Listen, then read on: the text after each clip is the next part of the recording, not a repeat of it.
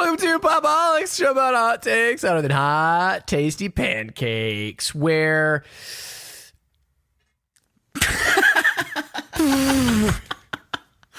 Sorry.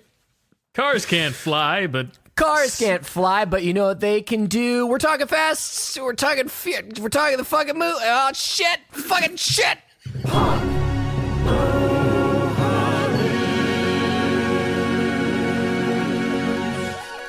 Welcome to Pop-O-Holics, show about hot takes hotter than hot, tasty pancakes, where cars can fly. Yes, they do. We're talking Furious 7, and guess what? I'm excited, dude. This is your first time to the show. I'm your host, Christian Katie, and I'm joined as always by my favorite two cohorts. Chris Conkling. And they call me Mr. Nobody. Mr. Nobody, Brian Dupree.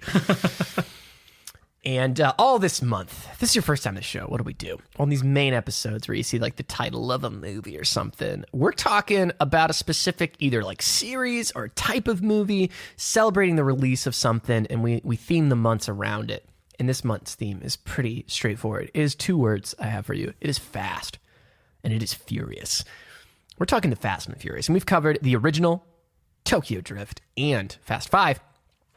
And we are rolling right along, and this week, well, before we get into that, gentlemen, we're about to see F9 next week and talk about it. Next episode. We are. In a theater, in a Dolby theater. It's going to be glorious.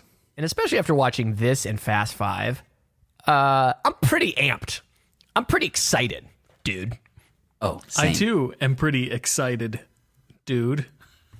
These movies are clearly meant to be seen on the biggest screen possible. It's even more highlighted in the one that we're talking about today, I think, for better and for worse. But yeah, I am insanely hyped to see this, having fallen off of the Fast franchise relatively early. I'm very much back on the train. I've seen some brief clips of F9 and heard some things about the movie, and it sounds fucking crazy. So I think it makes sense that we return to theaters to see this film. And Chris, I have to say, like, you on the pod, you were not groovy for this No, this month. I wasn't. You were like, there's no way we're watching all of them. I might take a vacation. You were like suddenly coming up with like, I'm actually going to be in Portland somehow. I've already booked a flight. Not going to be here. Goodbye. And you've made almost a full like 180. It's insane. You know, you're right. I went into this month, I was being a big old negative Nancy and was like, I don't want to do this. Yeah. But I was like, I made Christian watch a month of Doctor Who and Kevin Smith, so I have to do this. And I've been turned. Like, as Brian said in our chat a couple of days ago, the Conkling family has been turned into Fast and Furious fans. I've watched every single one of these movies that have been required of us with my wife. And when we got to the end of Furious 7, she goes, are you guys watching F8? Like, hopefully inquiring. And I was like, no, babe, we're not watching the 8th Fast and Furious, but I mean, we can if you want to. And she was like, I kind of at least want to watch Hobbs and Shaw. So we're the very least in like spin-off territory here. And yeah, there's no doubt in my mind that once F9 comes out virtually, she'll want to watch it. She's still not comfortable going to theaters, but I definitely think she'll want to watch it once it comes out on VOD or Blu-ray. Well, that is all very exciting. I'm happy to have you on board.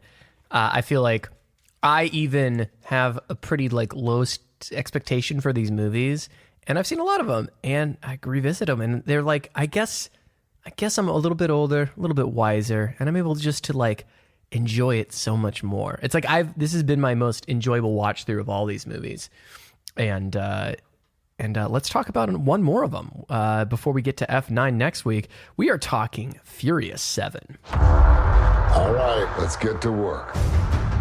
Hey, Roman, you freaking out? No. Yes, you are. Can somebody just walk me through what we're supposed to be doing?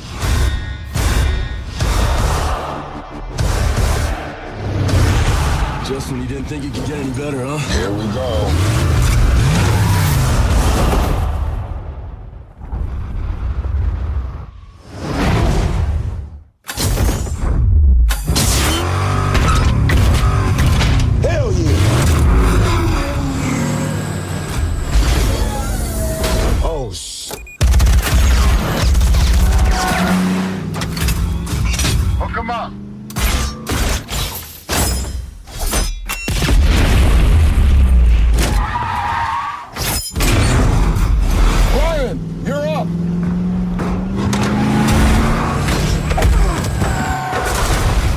That is from the trailer of Furious 7. And that is the smartest trailer that's ever been made because it's literally just the best scene in the movie. Yeah, so Furious 7, released in 2015, delayed, was supposed to come out, I believe, in 2014 or 2013, but it was delayed because they ended up recutting it, reshooting, and adding some digital effects due to the tragic passing of Paul Walker. But it did come out in 2015. It's directed by James Wan, written by Chris Morgan, scored by Brian Tyler again. That is one of he's part of the family, Mr. Brian Tyler. He's been there since the very beginning. Part of the family. With a budget of over $200 million, it grossed $1.5 billion. Billy. What? That's what we call ROI right there in the Hollywood biz. And it stars Vin Diesel, Paul Walker, Dwayne "The Rock" Johnson, Michelle Rodrigues, Tyrese Gibson, Chris Ludacris, Jordana Brewster, Djimon Hounsou, Tony Jai, Ronda Rousey, Kurt Russell, Jason Statham, Lucas Black. Come on, people. This is... What are we going to be talking about? Our overall thoughts of this movie, and then we're going to go into spoilers, and then go a little deeper on our favorite moments and compare them, and have some final thoughts. But in starting, this is... It's just... They just keep changing... We are in the 7th gear. Like a car, much like a car, just keeps going faster and faster. The more you there's up the always gears. a secret gear. There's always one more at least. Oh my God. Throughout these movies, they make it seem like gears just like push your car forward with like the hand of God. These movies they just know how to keep ratcheting and ratcheting and ratcheting it up to the next level every time. And just reading the cast, it's like there's no one they can't get anymore. We made a joke about it on a very successful poll we had. Follow our polls at Twitter about who you'd like to see, and it's like hard to come up with because they have everybody. And coming soon to F10, they're gonna have fucking Channing Tatum and who the hell else. Like, this is crazy. It's just keep adding people. And I think Furious 7 is without a doubt full blown. But I mean, we are in the silliest but most badass part of this series. We're in full crazy pants town, far removed from our first couple films, and Tokyo Drift specifically as well. What are our overall thoughts at this movie, Chris? You're just smiling ear to ear right now, like you're loving it. Just the more silly it gets, the more Chris is like, yeah, I'm in for it. What are your overall thoughts of Furious 7? You're absolutely right. This movie is ridiculous, and where. At the start of the month, the ridiculousness of that film was really turning me off to the franchise. How absurd this movie and franchise has gotten by Furious 7 is just fun entertainment. And I know you guys, when you kind of misconstrue what I say when I say it's just fun entertainment, you make it kind of like a derogatory thing, but I don't mean it in a derogatory way. Like I've said in the past, this is just solid popcorn entertainment goodness. When we watched Fast 5, like I'm losing track of the titles now. We've seen so many of these. When we watched Fast 5, that movie is very much a heist film. With Furious 7, I feel like we're almost in like James Bond territory here. Like with all the globe trotting and the outfit changes. It's just the franchise has taken on so many genres, which seems so ridiculous for like what this franchise is. It's part of the excitement. I'm so invested in these characters now that when characters show up, even for a brief moment, and I recognize them from past Fast and Furious movies, I'm like, oh my God, look who that is. Or like, oh my God, I can't believe they're doing that. It's ridiculous, dude. This is a ridiculous movie, but it's silly and fun and crazy in kind of the best ways, in my opinion. I hope you're talking about Hector when you talk about people who come back and you're excited for. Because dude, I even Hector, like the smallest of support characters, I was like, that dude was in the first Fast and the Furious movie.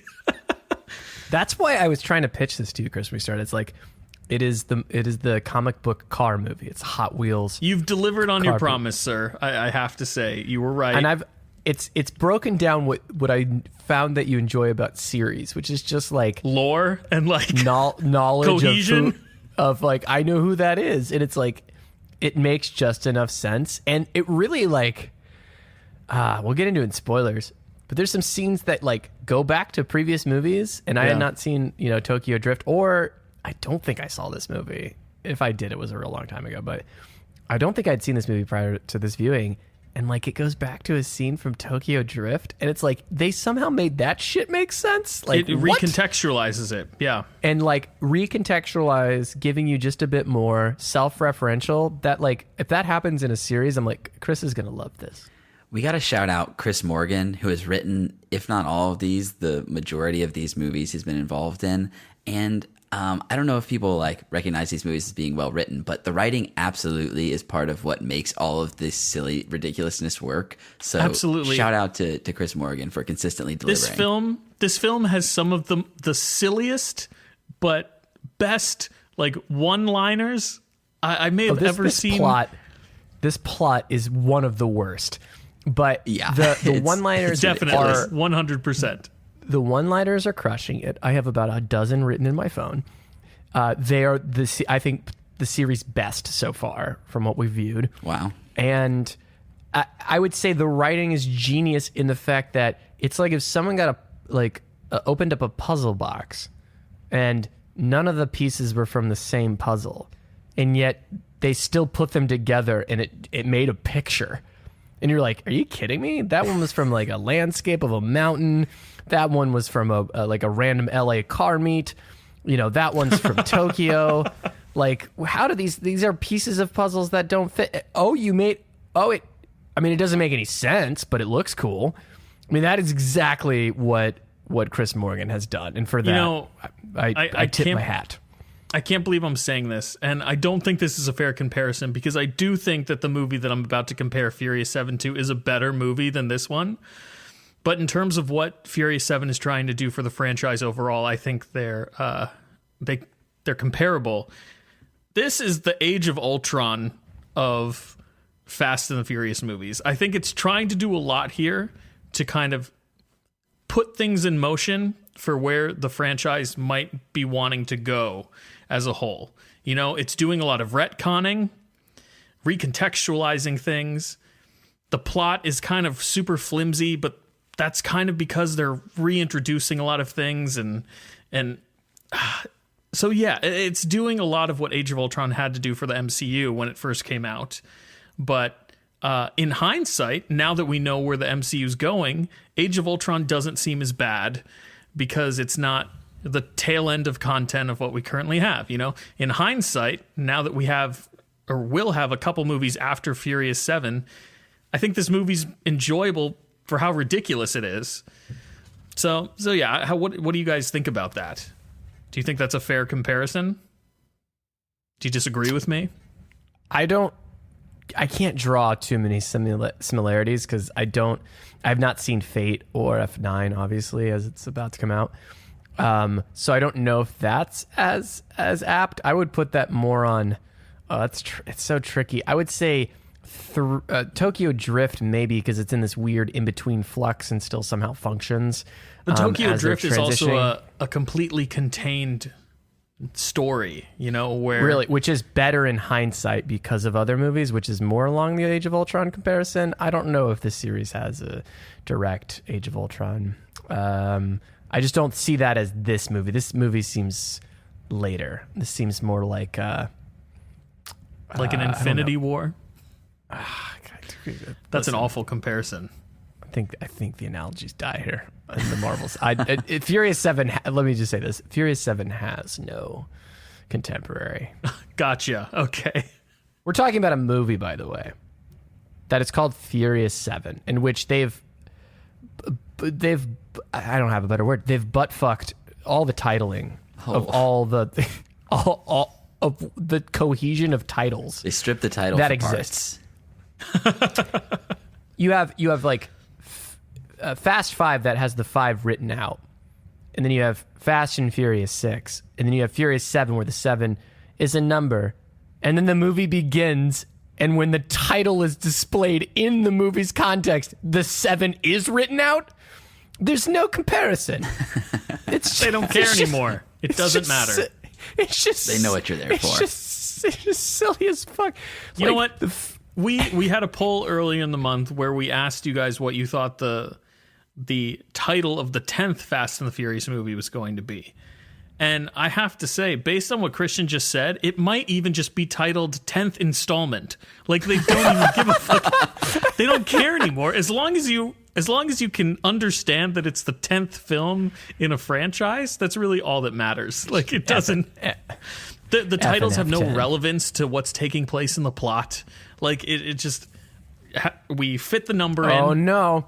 Sir, you are wrong. Oh, okay. There's a point where... I'm interested to hear what you have to say about that. Where Dom says, we don't just need to be fast. And that's where the title should have went, I think. Or maybe he should have finished his sentence. We need to be furious. And he counts the people and he goes, 7 furious. We need to be, and then it cuts to the title. But it was implied because it's a higher form of art. Mm-hmm. Brian, can you, before your opinions, do you have any comments on the comparison to Age of Ultron? I'm sorry, Chris, I'm lost on this one. That's Brian, totally okay. No, yeah, I'm not sure I'm totally following on it either. I apologize. I'm not sure if it's right or wrong, but I don't have much to contribute, unfortunately. What a bullshit political answer there, not to hurt Chris's feelings. What I'm saying is Age of Ultron doesn't feel like a complete film because it's trying to set up things further down the road in the franchise. Mm-hmm. This movie also doesn't really have a whole lot of cohesion to it because it's trying to reintegrate characters from earlier in the franchise. Sure. It's basically doing housekeeping for the franchise, which is what Age of Ultron was doing. That's the comparison that I was drawing between the two films. They're essentially doing housekeeping for both of their respective franchises. So it's like an inside. It's like a reverse Age of Ultron. It's like an Inside Out. Whereas Age of Ultron set up things that then paid off later. This is trying to retcon and fix and make things make sense for everything that's to come after this installment 7 of the Fast and the Furious franchise. Okay, I can get on board with that. Chris, your argument is somewhat more sound. Brian, what are your overall opinions on Furious 7?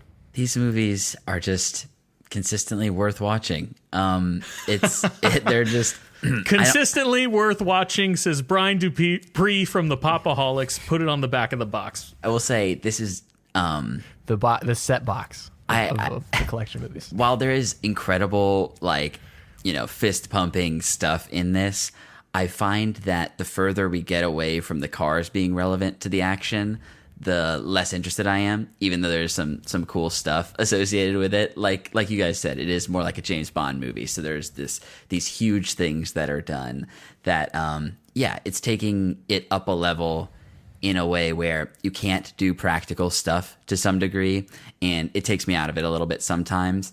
With that being said, I brought up Chris Morgan, James Wan, being introduced to the series. This movie is very directed. We get camera tumbles and these just crazy camera movements throughout. It definitely felt fresh in the series and was definitely doing something that I definitely appreciated there.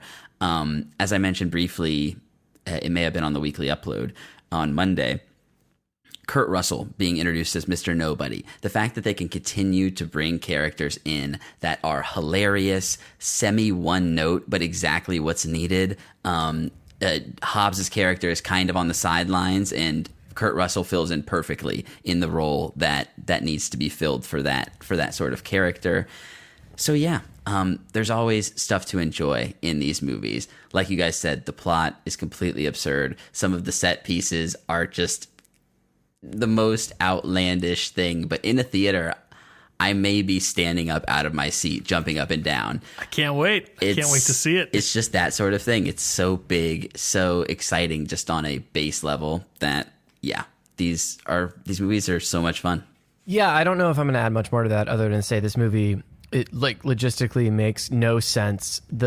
It's almost that anime level of conflict that occurs. The conflict occurs in such an outlandish, outside of your body, logistics don't matter. It's about the emotions. There's a moment we'll get to in spoilers that is one of the most preposterous and incredible moments of the entire series.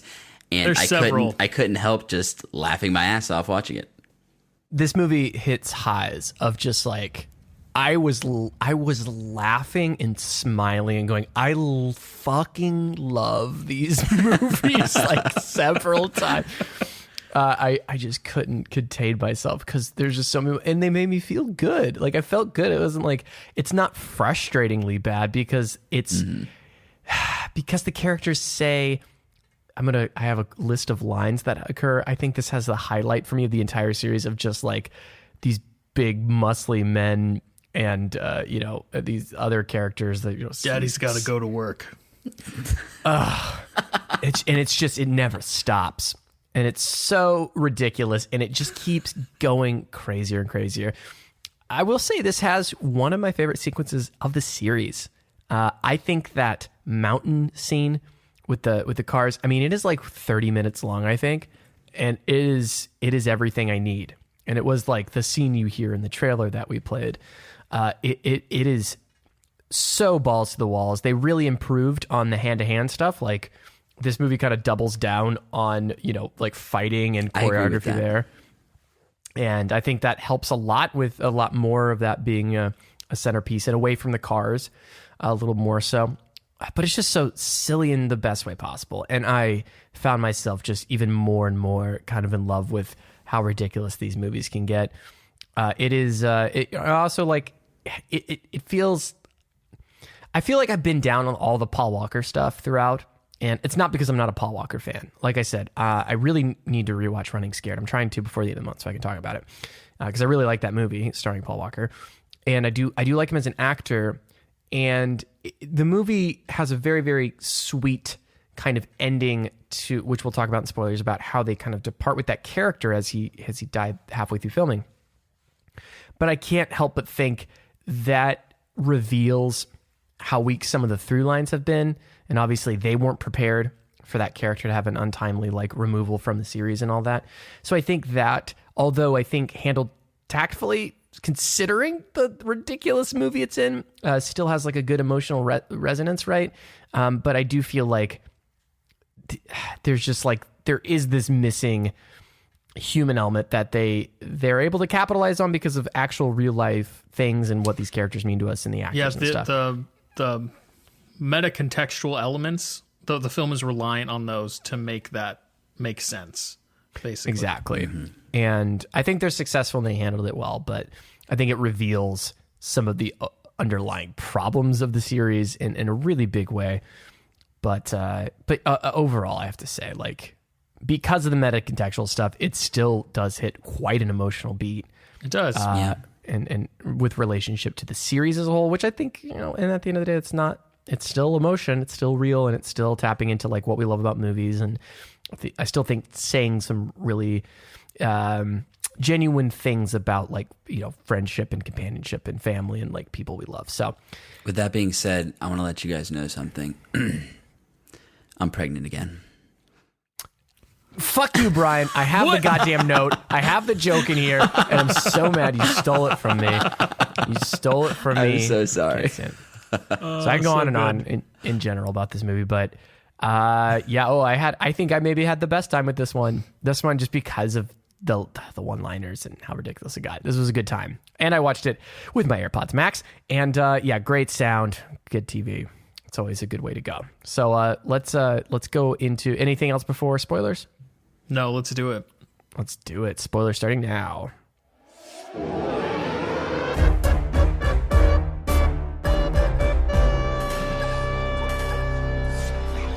All right, first off, and it has to be said, I know everybody's thinking it. The movie, the plot of the movie is that they're trying to find Shaw because he's trying to kill them. Yes. And so they have to get the God's Eye to find Shaw.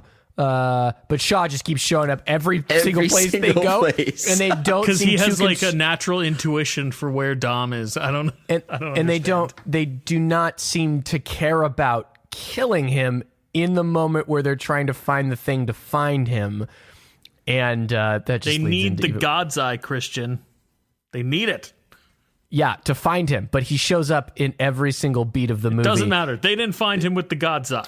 There's a point in which Vin Diesel hits Jason Statham with a car and proceeds to drive the car away from Jason Statham The person that they're trying to find the God's Eye to kill. He hits him with his car. He's on the ground, and his solution is, oh yeah, but I gotta find the God's Eye so I could find that son of a bitch. I'm gonna jump this car through 3 really tall buildings. Oh my God. I That's think the solution to my problems. the most ridiculous encounter between the two of them, besides that, is the first time they encounter one another and they're playing chicken and they just crash right into each other. And then Jason Statham's like, masterful ridiculousness. Insane. Jason Statham's like, you thought this was going to be a street fight? And then that comes back later in the movie. And doesn't Dom say it to him? He's like, you thought this was going to be a street fight? And he has a fucking gun. And then he throws down the gun to pick up 2 wrenches. And he's like, you're goddamn right it is. And he finishes so with anime. The thing about street fights, the street always wins. What does that mean? Yeah. What does it even mean? It doesn't matter. It makes no sense, but it's perfect. And then, by the way, stomps the ground to make it the concrete parking garage. It is full-blown anime. They're anime characters. And they've Dude, Dom embraced lifts a car at one point. Oh, yes. Like, Yeah. It's absurd. both Mickey and I were like, that must be a really light car because he's never been able to do that. To be fair, it's probably a very light car. It's like they use like very, very light materials for those like super high-fast cars. Yeah, I know, I get it. I don't know why I'm trying to logic out of it. Yeah, there's a moment where like there's a military helicopter that's like looking at Dom while he's on the ground, and you get the feeling of like, oh, they can't shoot him. He will throw the missile back at them. Like, Dom's got a wrench. What do you try? They know, dude. He'd catch the missile with the wrench and then swing it around and toss it back at them. The moment where they're at the we're in full blown favorite moments of this film. We'll just keep bouncing them off each other, but the funeral where they're at the funeral for Han, and Jason Statham's apparently in a fucking Audi or BMW or something, and just rolling around the funeral, and like he has to go out and chase him. He's like, there's somewhere around here. It's like boom, boom, boom, boom, like around, and he just gets in his car and chases him. Oh my god, it's like so bonkers. Promise me no more funerals, Brian. Just one more. His. Yeah, we got that. God damn it. Let me list off some of my favorite lines here. It's, oh my god, this everything with The Rock is genius. Perfect. He's like, it feels like he's not in this movie a lot, but whenever he's there, it's the best stuff that you can imagine. I think he has the best introduction of a returning character in any movie that I've ever seen. Yes. We've been ragging on him for being so fucking sweaty over the course of this franchise since his introduction. And he's reintroduced in this film sitting at a desk. It has to be air conditioned in that room, and yet he's wiping his forehead with a drenched, profusely sweating at an office desk and wiping his head with a towel around his neck. I'm only to assume that he constantly has a sweat rag around his neck because of how profusely this man sweats, even while stamping paperwork. Like, it's fucking ridiculous. He's like but stamping brilliant. paperwork in like an Under Armour tank top, and Right. he's got sweat stains on it, and it's like, Dude, that's soaked. a heavy stamp. I was watching with a friend who is relatively big into working out, and he's like, he was literally lifting weights right before they shot this scene because he is just. That's what like, Mickey and I said too. He had to have been. They do Jacked frequently up. do that. Like, because I was watching the Superman, like behind Man of Steel, and it's like, yeah, they constantly had him doing pull-ups and stuff right before his shots because, yeah, it pumps the blood into the muscles and stuff. So, oh, for sure. I mean, he's so huge. You don't get that huge by not fucking pumping. So Christian, God. you brought up the mountain scene. The end of this scene where Dom just drives off a mountain and clearly anyone in this car would be immediately dead, but you just know that they're not. Confidence of him too. He's like, because it's like it zooms in. It's like, no, he's gonna find a way. You know, fucking Kurt Russell's character is like, I don't think he's in trouble because he's the smartest. You know, it's like hyping him up. And he's like, you might want to put on your helmet. And she's like, what are you gonna do to get out of this? He's like, I'm gonna drive off the mountain. You're facing the wrong way. That's your plan. It's a perfect smash too. It doesn't even land well. It's every time he gets out of a broken car, I want him to say the line from the first one, which is like, "Well, of course I planned." Yes. And like Dom, just speaking on Dom, he's gotten more monotone and gruff with all of his lines, and his lines keep getting more and more. So like, "This time you're gonna be the one who dies." He's just like every time you're just waiting for family to come to. You know he's gonna work it in somehow. It's like, yes, Oh yeah, absolutely.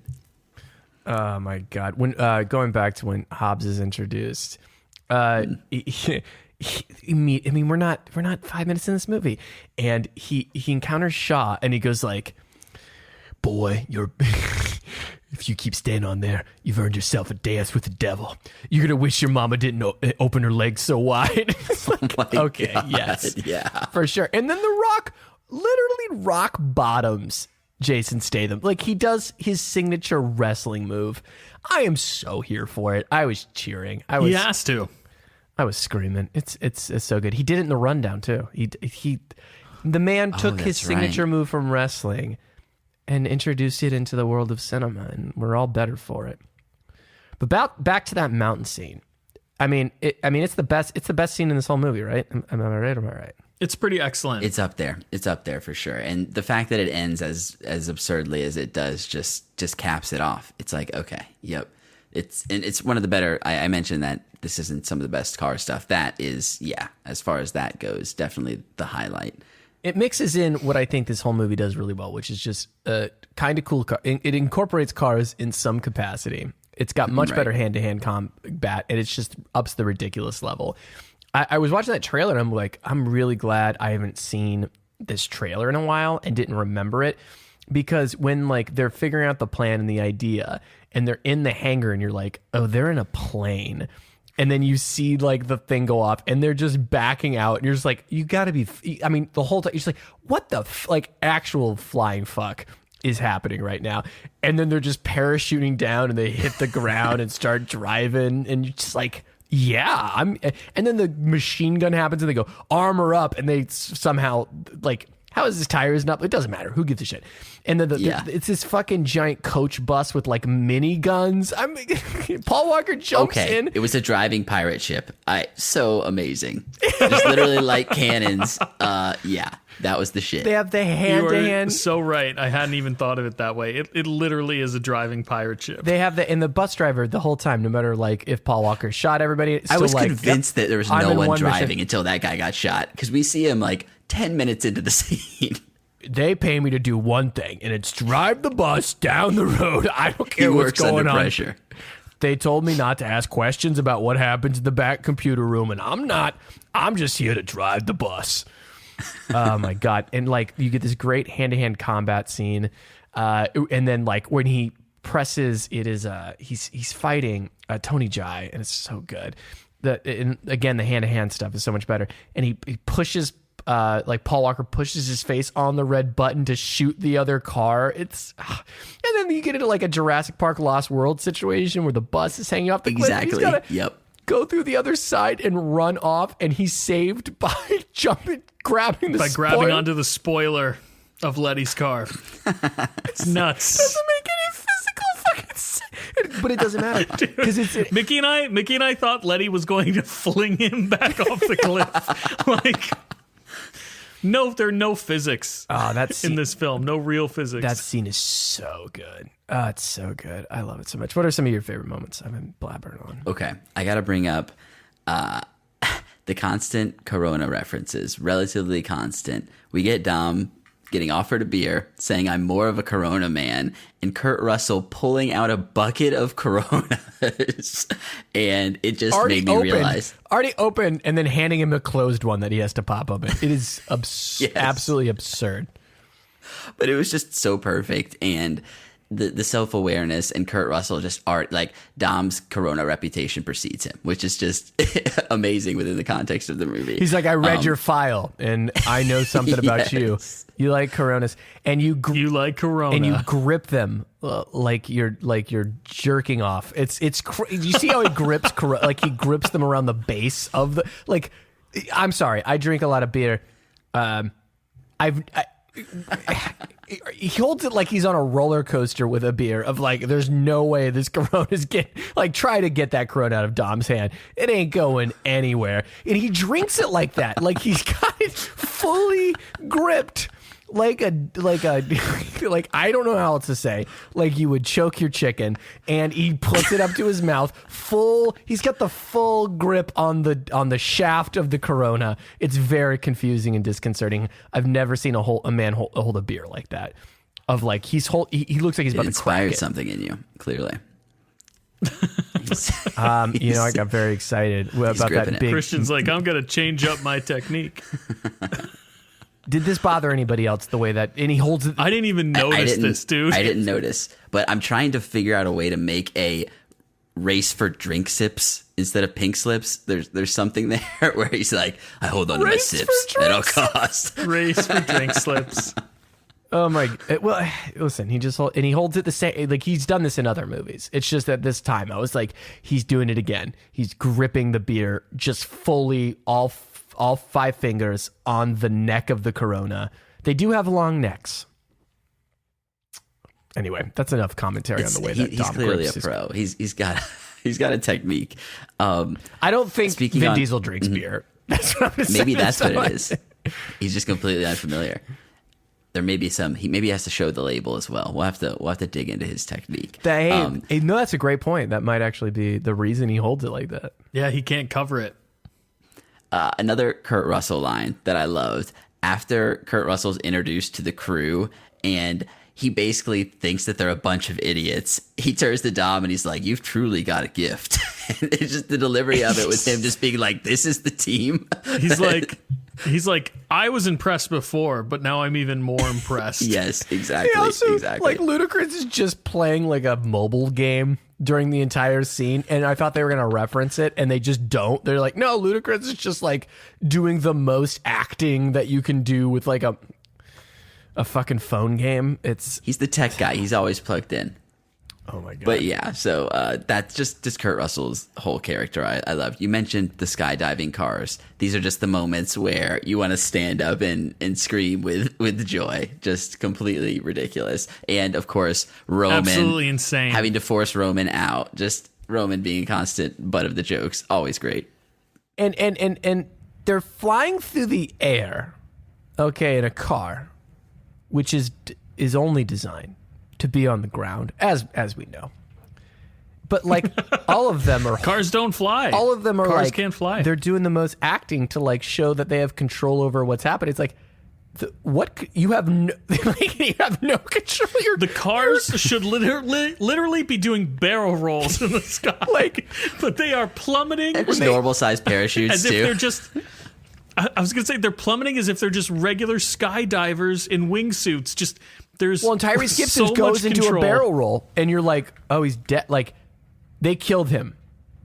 Like the way that they launched him out of there. They're just laughing it off. They're loving every minute of it. Like and it's like no, Roman's going to die. If the chute blows in like the barrel roll isn't stopping. Like it's just momentum, and it's just going to get faster. It's going to tangle in the parachute. Yes, exactly. Like they should have been driving and been like, "Where's Tyrese?" And just like a meteorite, just like fucking hits the side of the mountain. And then there's another element to the sequence. I know we're ragging on the sequence a lot. Oh, and I we've love said it. that we love this movie a lot, but we do love it. There's a moment where they say that the parachutes are tied to the GPS and that they will trigger when they've like hit the correct GPS point, and yet they all have to manually open their parachutes still. So it's like there was this idea that was lost in the script and they never executed it. It's ridiculous. The whole sequence is ridiculous, but in the best way. I think that's in case you pass out. So they're saying like, if Roman were not to pull the chute, it would trigger itself over a certain location. What about the unstoppable barrel roll in which the operator of the car has no control over pitch and yaw of flying through the air? What good is a chute gonna do? Nothing. The way that it'll blind you to your imminent death. Family. If you were in a car, let's think about this, like dropping through the air, like you wouldn't be in your seat. you know, your head, you'd be pressed against the top of the roof of it. Are any of them even seat belted in? Are any of them even buckled into the cars? No, that's true. They're strapped in. No, they all put on straps. They thought of it. Okay. No, I just wanted to make sure. It makes complete sense. I take back. If there's one thing these movies have, we know it's verisimilitude. So, Absolutely. everything. Yeah, of course. No, you get that line from Dom where he's like, make sure the plank shaft's got the aerodynamic range busters. And you're like, oh, yeah, of course. I remember that line. Man, Dom is such a good leader. I'd buy that for $1. Dude, I have to go back to, like, most of my favorite moments are centered around Hobbs. I quoted this earlier, but the moment where he gets out of the bed, he goes, Daddy's got to go to work, and then literally rips his cast off. He doesn't even rip it off. His muscles burst the cast off of his arm. He flexes out of the it. cast, literally. And then he just, like, downs some painkillers and holsters a gun and gets the fuck out of there. And then, like... And then, so Letty and, what's the hacker's name? Ramsey. Letty and Ramsey they're like the last car in the hot potato car chase at the end of the movie, and this military drone is about to totally destroy the car, and he literally just drives an ambulance off of a bridge, destroys the drone, and then like shoots it twice in the head as if it's a living thing, and then proceeds to steal the minigun from it and use the minigun for the rest of the movie. Incredible. He's the best character. I said Han was the best character last week. Han is still a favorite of mine, but Hobbs is literally the best character in this whole fucking franchise. I'm telling you, from the state, you can't do anything. But as a friend, as a brother, fucking kill him. No, oh my god! All of the So Rock good. really makes up for his lack of screen time with just the best moment. When the shot, if you just freeze frame, the shot of him driving an ambulance like off of the top of the tunnel and into it, it's so good. It's nothing better. Perfect aim. Yeah, I love the Ronda Rousey, Michelle Rodrigues fight where she's like, they're in Saudi Arabia and there's this like burly like white chick from like, you know, southern United States, and That doesn't make all any these sense. Arab people, and she's like, and she's not a good actor, and she's just like, yeah, I'm gonna fucking punch you in the face, bitch. And you're like, yeah, of course you are. Fight. And they this crazy fight with Casting Ronda Rousey. Casting Ronda Rousey in this film was clearly like we had Gina Carano last time. Like, Yep. we need to get Ronda Rousey in this next movie. Clearly, Who's the most badass chick at the moment? It's Ronda Rousey. Yeah, let's get her. She's never acted before. I don't give a shit. That's not. Have you She seen? was in the have you Entourage seen movie, any dude. of these movies? Oh yeah, that movie. Yeah. Widely acclaimed Entourage movie. right? Oh man. We didn't say it before, but we didn't get the "that's not how I planned for that to go" line. But in the mountain scene, we do get "that's one way down a mountain" after he pulls the move, and that's got to be up there for one-liners. I think really sad. It's like Dom treats cars like he does like wounded animal. Like he has so much empathy for the life of a car. You know, he enters that room with the hypercar, and he's so sad. He goes like, "It's like putting a beast in a cage." And then of course follows it up with like, "Time to let the beast loose." Oh, so bad. And I'm like, and I was like, it's like has a top speed of like whatever 250 miles per hour, whatever crazy fast thing it has, and it's like they don't even, you know, it's still in a cage. It's in like they have to like keep doing donuts in the middle of these lobbies, and then just jumping between buildings. That's when it was just like so. And the brakes go out. Here for it. Oh yeah. And he could have just murdered Shaw. He could have just taken care of his problem. It just didn't. They needed the God's eye, Christian. Oh, on the God's eye. This isn't a world with some sort of 7G network speeds. Because the rate at which data is accessed and uploaded. Listen, the God's eye is a USB thumbstick, and maybe it's got like a cheat code for, you know, all of tech. Sure, fine.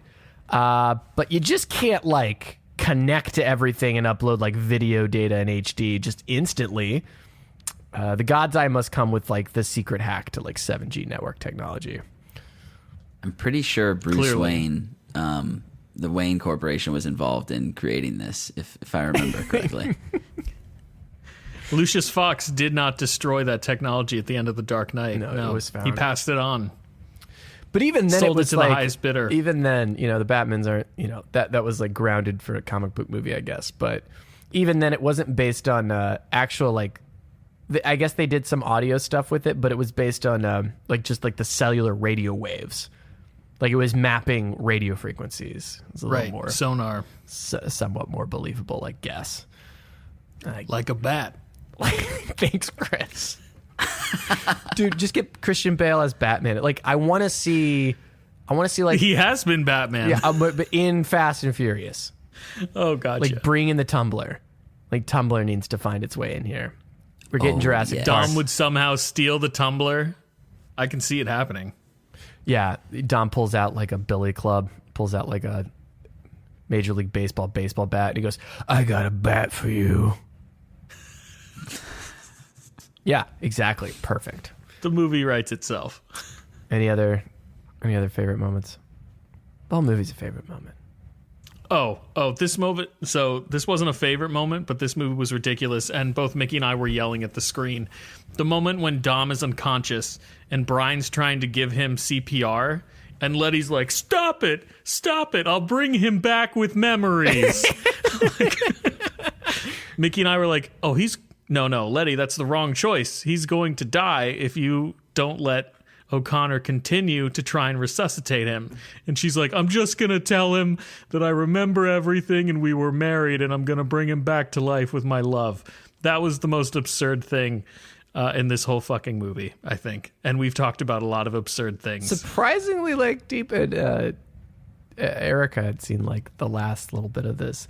And when he goes, you can't tell somebody that they love you. I was like, wow, Dom, that is wise. Sweet little deep thing that came out of that thick meathead skull of yours. That was cute. I was just going to... He has the mind of a child. Oh, no. Oh, my. I'm so sorry. The absurdity, too, of like, he's going to drive the car, the scene that precedes this one. He's going to drive the car at the helicopter and stick his hand out the window and attach a grenade. It's almost as ridiculous as, you know, the scene when they have to do the handoff. So that was the his hot potato. plan.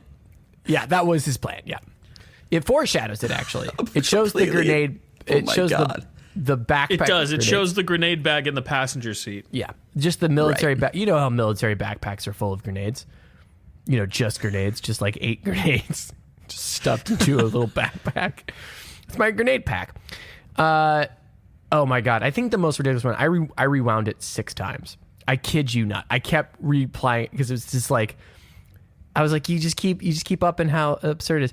They do the handoff of Ramsey where they drift the 2 cars that like donut and drift and she jumps between the cars. Cut in half. I was like, cut in half, dude. I want to see this in real time where it's just some poor woman falls out of the car in between the 2 and like hits her head on the side of the door and gets ran over by the other tire. Because there is absolutely like, and the reason they didn't even try to do it like practically and make it slow and it's all like CG and weird edits is because it might be sillier than like the grab onto the spoiler from falling off the mountain. It was like that times 11. It is so ridiculous, but it slows down and it's like, oh, I'm just going to jump in between these cars. And I just kept replaying it at full speed. It was like not graceful. Oh, so crazy. Oh my God. This movie. It has some, oh my God, when they get in that, Paul Walker's fighting Tony Jaa and he pushes him down onto the steel door and the steel door rides the staircase down. I'm so jacked. Yeah. I have to say, so there is a technical aspect to that scene with Paul Walker that I wanted to mention. When we were watching it, I was like, they're spending an awful lot of time not focusing on Paul Walker's face. I wonder if these are the scenes that his brothers ended up filming after his passing. Turns out they weren't, which is so crazy. A lot of the slower moments were actually the scenes that were filmed after his passing, like when he's putting his son in the minivan and like some other conversations and stuff like that. And I was so surprised to learn that, just based on the choices that they're making with the cinematography and those action beats. Like, we didn't get to see a lot of Paul Walker's face, and that's such a strange choice to me, considering that, yeah, it was, I mean, yes, there was probably still a stunt double doing those things, so you wouldn't necessarily focus in on your actor's face if it's a stunt double, but it was just very surprising. Did you guys know that was, like, those scenes were shot prior to his passing? Or did you even notice that they weren't focusing on his face? Did you even pick up on that like I did? Obviously, you're hyper aware of it based on what you know about the movie going in. And of course. I would say where I noticed it the most was some of the most of the in-car stuff where they like filmed his face. There's one in particular where he's got Ramsey in the car and he does the callback to the original Fast and Furious where he ducks under the semi, which is classics Fast and Furious. And there's a moment where he's like, "Oh, we're going old school." And that was kind of the worst face stuff, and maybe it's the way it's shot, but that seemed really obvious to me, and obviously the ending scene. But yeah, I mean, obviously you're aware of it. I noticed it more in the ADR because, like, the dialogue, I was listening on my high fidelity headset. Yeah, they had to pull from older films. The high fidelity headset helped me keenly aware of the slower moments when Paul Walker would say something, and there was clearly just a difference in the microphone placement, the background noise, and they did a really good job of like fitting it in, but you could just tell sometimes that it was just like a canned piece of dialogue they made work. But I think they did a relatively good job. I think it's only noticed like you're hyper aware of it. I mean, if you said the same thing for a lot of the other characters, I think, if that was the meta contextual going into it, I think you'd still like be distracted by trying to pay attention to stuff going on. So I think they mostly did a pretty good job. Yeah, I largely didn't notice it while watching. Obviously, at the very end is when I kind of figured that some stuff was happening. But for the most part, I wasn't really looking for it, but it didn't take me out of it. All right, that's some of our favorite moments. How do we compare this to the rest of the series that we've watched this month? Like I said, I mean, this franchise keeps genre hopping.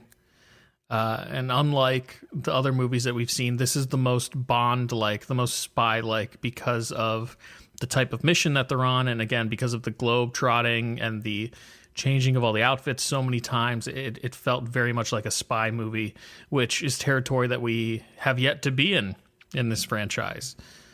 So I like we mentioned earlier in the episode, I think it's a positive thing for the franchise to keep subtly switching genres, because it keeps the audience entertained. Because how long could you do what this franchise started out as, What do you think, Brian? Right. No, I think I totally agree. And I think what it does so great is it consistently gives you what you love about the series with at least one or two new elements for every movie. Some series jump the shark.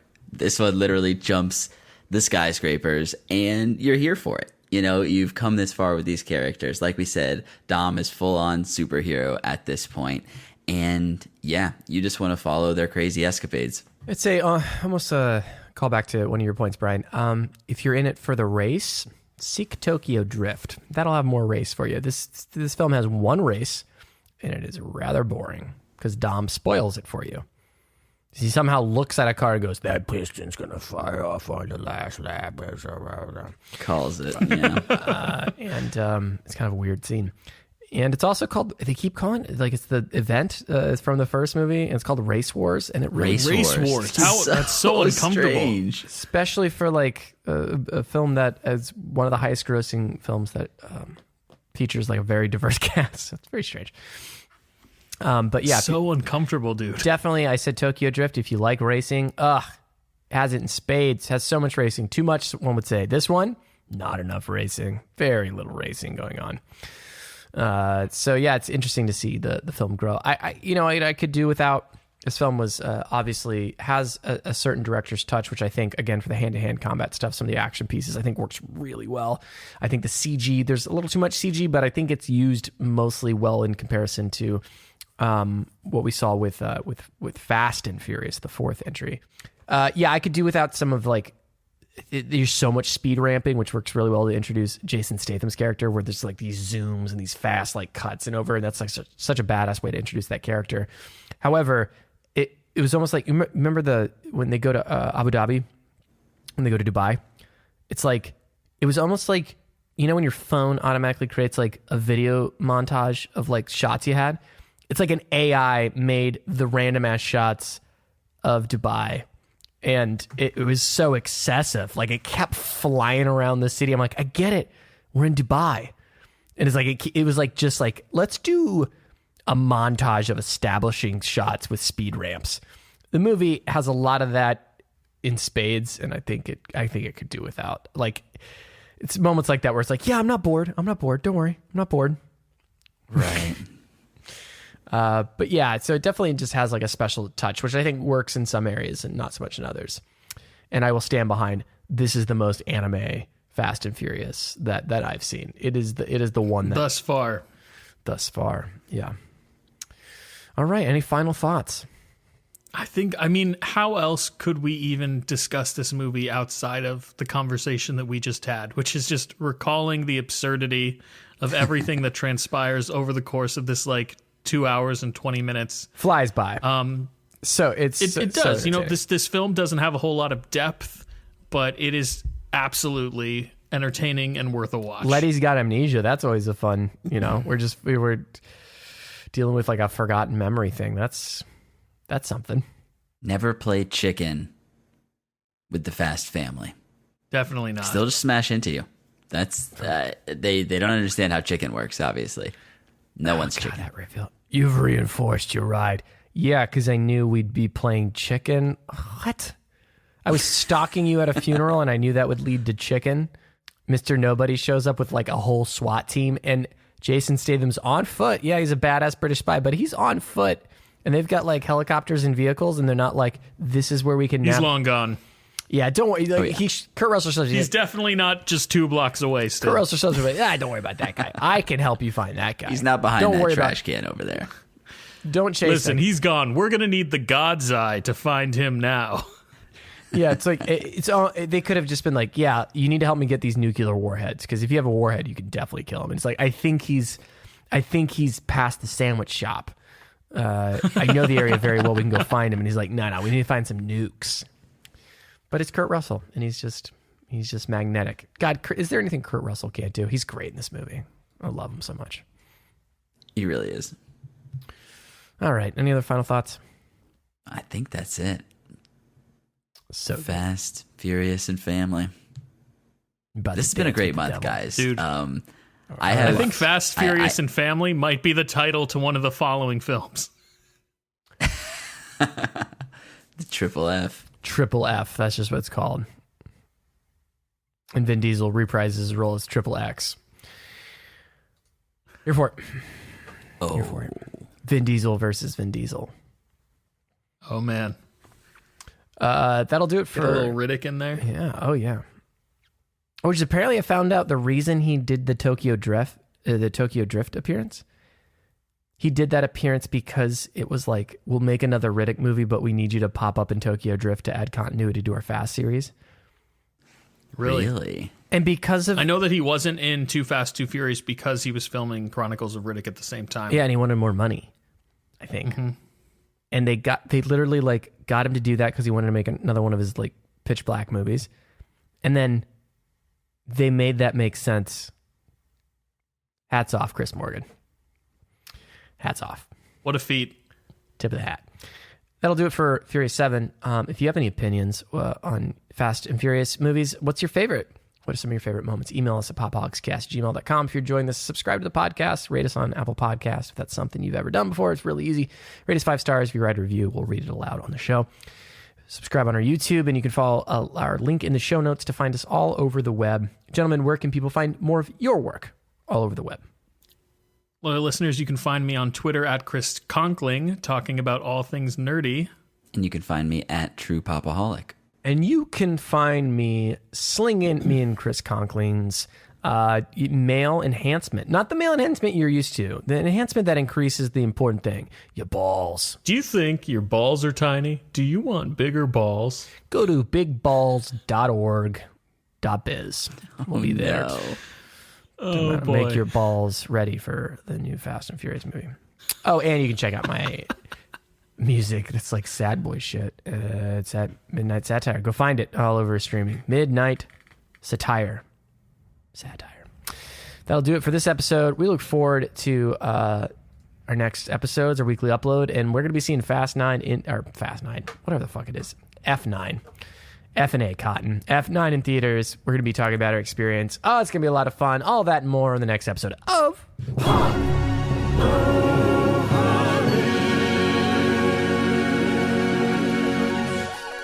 I'm excited, dude.